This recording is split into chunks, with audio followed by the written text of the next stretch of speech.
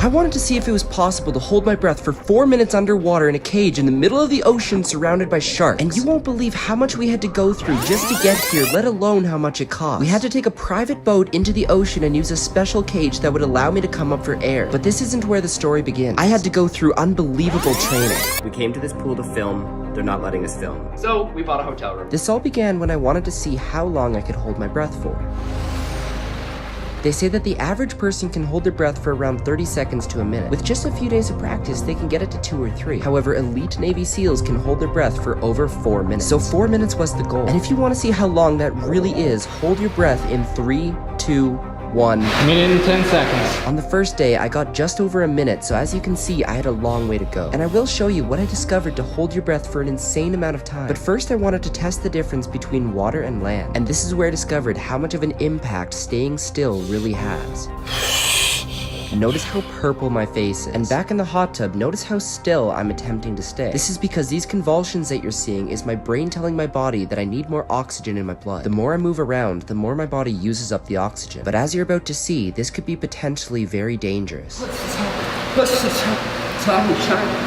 3:48. I still had quite a ways to go to hit 4 minutes, but pay really close attention because this is where you see the dangers occur. The thing on my finger is a monitor that measures my heartbeat as well as my blood oxygen level. Right now it's 100%, but you don't want it to fall very low. If oxygen levels are below 88%, that is a cause for concern. But I had a feeling that mine was going lower, however I didn't know how much yet, or exactly what would happen. It looks like for my resting heart rate is like 46.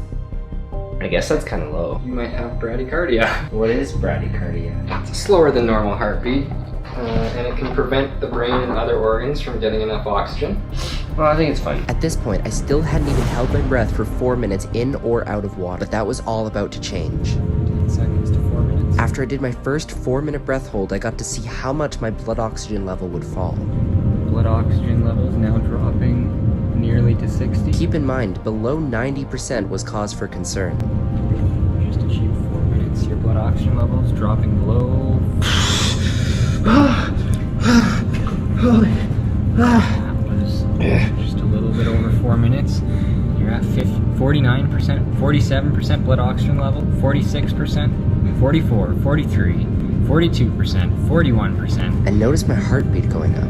40% blood oxygen level. But it gets much worse. And this is where it just begins, because although I did a 4-minute breath hold on land, doing it in the water was much harder for a number of reasons. I have to dive down to grab onto the weight. Any sort of movement will use up your oxygen, and even holding myself down there made it significantly harder. On top of that, the water pressure made it harder to keep air inside of my lungs. And it was a little bit scary being down there in case something were to happen. The good news is, if something did happen, which you'll see soon that it does, I always had someone in the water with me supervising and keeping me safe. That day, I had done my first 4-minute breath hold on land. However, I still had a long ways to go in the water. And to make things even worse, there was only 2 more days until we would do the actual shark dive. We took too long to hold our breath. They checked us out.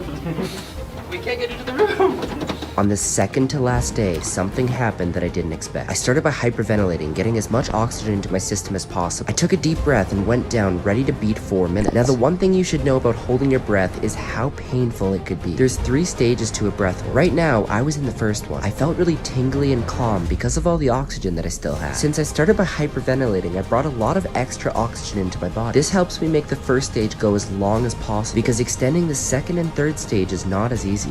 Right now, I'm starting to get into the second. This is where enough oxygen has been used up that my brain is telling me to get more. It starts to feel a little uncomfortable, but if I want to beat 4 minutes, I have to push through. And then, you reach the third stage. This is where you see yourself physically convulse. Your body wants to get oxygen so bad that it's doing anything it can to breathe. But I couldn't breathe because I was underwater. By the time I get to the first convulsion, it's incredibly painful. But if I were gonna break 4 minutes, I would have to do 60. And I would have to keep my eyes open because I could slowly see the world fading out around me. And this is where everything went wrong.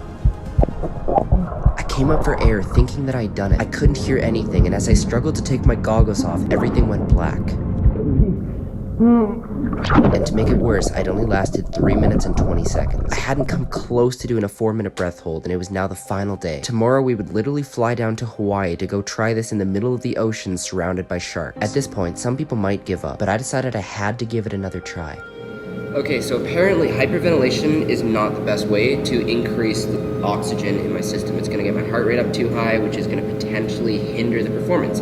So I'm gonna try and just do really slow, deep breathing to see if I can lower my heart rate right from the start. I had no idea if this would make a big enough difference. It seemed like I was getting less oxygen than huge deep breaths in, but at this point I had to give it a try because I was kind of out of time. Because of how much oxygen it takes out of you, notice how I react when I come up for air.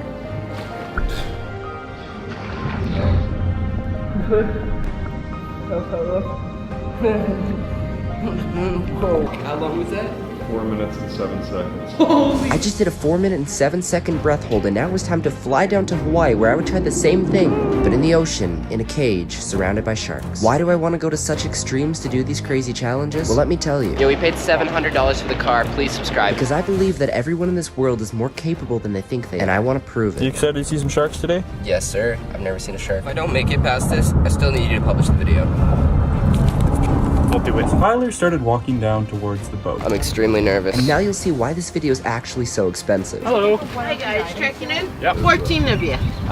Yeah. There's 5 of them. Yeah, you guys bought out the whole boat. Yeah, just with the memes. We bought out the whole boat, because what I'm about to do isn't something you see every day, and to the average person just wanting to see some sharks, they probably wouldn't have liked it. So we hopped on board where we would drive out to the cage, which was currently anchored in the middle of the ocean, hopefully surrounded by around 20 sharks. The water is going to be 500 feet deep. This is where you're gonna hop in the water right here and just swim to that cage as fast as you can, alright? Really? Yeah, Okay. just climb over those bars as fast as you can. No, I'm just joking. Oh, okay. When we finally got to the cage, I realized I was more nervous than I thought I was going to be. Not because of the shark. They were honestly so cute. I was extremely nervous to potentially fail this challenge after spending weeks of practice and thousands of dollars.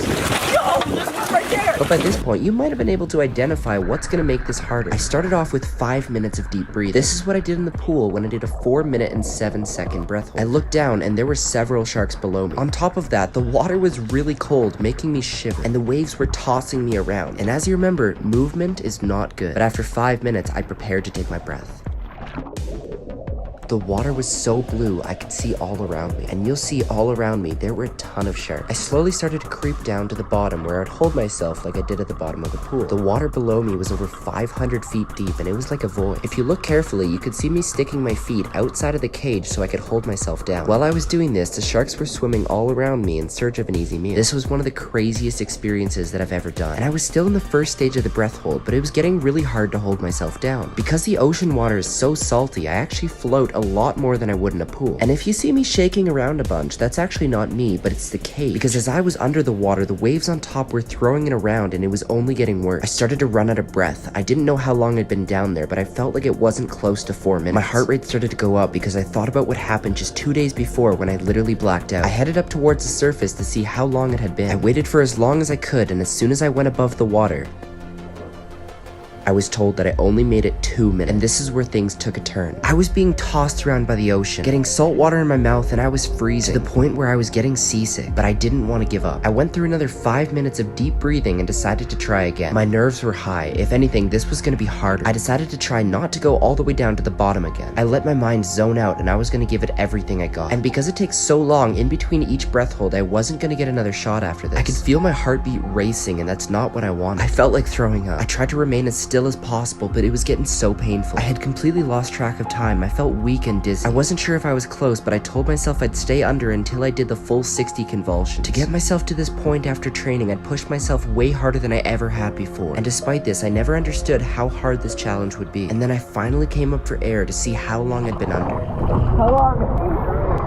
2:30. So how hard is this challenge? It's really hard. So hard, in fact, the boat crew were impressed, saying 2 minutes and 30 seconds is around what professional freedivers would get in these conditions. So what do you think? Would you try?